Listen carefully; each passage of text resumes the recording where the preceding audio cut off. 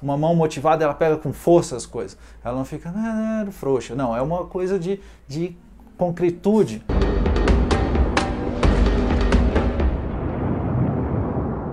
Olá, aqui é o Daniel Mira de novo.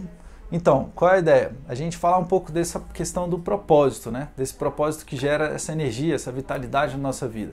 Eu vejo muito assim nessas condições, eu sou professor também, e vejo muito essa condição de falta de propósito, né? Nessa geração que a gente tem vivido agora, nas minhas e algumas outras também. A gente não tem claro o que é um propósito. E com isso a gente perde muito da nossa energia. Então o propósito tem que ter uma relação direta com a sua energia, com a sua vida. O que é propósito? Eu vou tentar definir para vocês de uma forma bem simples. O propósito seria justamente uma ação consciente e objetiva sobre as coisas que você quer realizar. Então, o que é um propósito dentro da nossa vida cotidiana? É entender claramente o que eu quero fazer e como eu posso fazer isso. Quando a gente tem uma clareza de propósito, a gente começa a ter uma relação direta, planejada na nossa vida, que gera uma série de consequências. E com isso a gente pode ter muita fidelidade à nossa condição de vida e à nossa geração de energia. O que eu quero dizer com isso para vocês?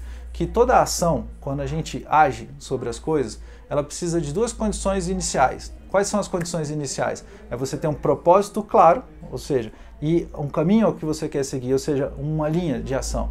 Essa ação, ela precisa de energia. Mas aí como é que eu posso gerar energia sem ter um propósito claro? Então, eu preciso ter claramente aquilo que eu quero fazer da minha vida, aquilo que me motiva, aquilo que gera motivação. Ou seja, uma ação motivada é aquilo que tem clareza, que você tem objetividade na sua mente, que você sente bem no seu coração e que você realiza nas suas ações da sua vida, nas ações práticas, objetivas, de forma concreta. Você pega, dentro do que a gente está propondo, que a gente compreenda esses pontos, é para que você comece a ter clareza de que ter propósitos gera clareza, ter clareza gera propósitos, ações objetivas precisam de propósitos claros, então a gente precisa ter uma série de circunstâncias nas nossas vidas, de planejamento, claro, de que a gente consiga vislumbrar essas coisas. E essas coisas são propósitos, são motivações, ou seja, levantar da cama precisa de ter motivação, senão você fica dormindo. Por que tu vai levantar da cama se você não tem motivação? A sua vida vai passando, você perde tempo, você perde energia.